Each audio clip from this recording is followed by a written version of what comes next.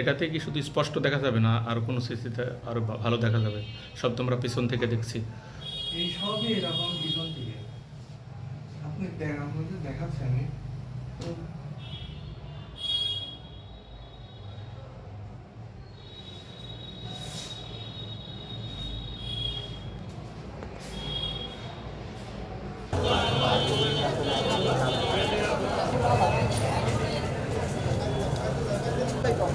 ওয়ালাইকুম আসসালাম।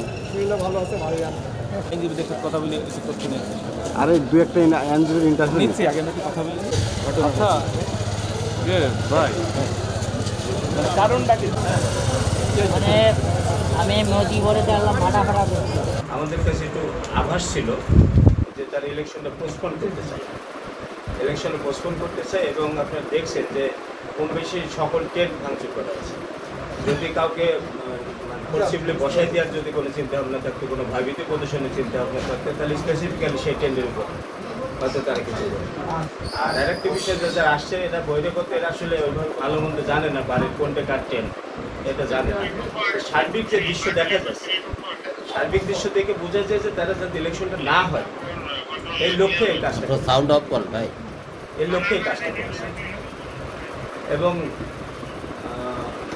আজকে আমাদের দুটো থেকে প্রজেকশন মিটিং, আমাদের একটু মেন্টাল প্রিপারেশন ছিল যে প্রজেকশন মিটিংয়ে আমাদের পরিচিত বন্ধুবান্ধব একজন আমরা নিয়ে আমরা থাকছি, বাট এই পর্যায়ে যে এই ঘটনাটা ঘটবে এটা পূর্ব পরিকল্পনা। আমি যতটুকু বুঝতে পারছি যে যাতে এবারে নির্বাচনটা না হয় এই উদ্দেশ্যে তারা করতে চাচ্ছে। ইন্ধনটা ঠিক আমি পরিষ্কার বলতে পারবো না, ইন্ধন তো আসে, কিন্তু এটা পরিষ্কার এইভাবে আমি বলছি না।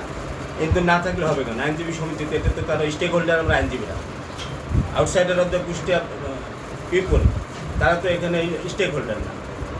আউটসাইডের লোকজন এসে যখন এটা করছে অবশ্যই কারণ ইন্ধনে করেছে। কুষ্টিয়া বার সমিতির নির্বাচন 26 তারিখে নির্বাচন, প্রতি বছরই এটা নির্বাচনটা হয়। যারা নির্বাচন করছে তাদেরই কোনো গ্রুপের হয়তো কাজ এটাই। তাছাড়া এদের কি ইন্টারেস্ট এসে এই নির্বাচনের এসব ভাঙচুর করা? তবে এই নির্বাচনে সবার অংশগ্রহণ ছিল। আমার বক্তব্য এটা হলো আইন অঙ্গন।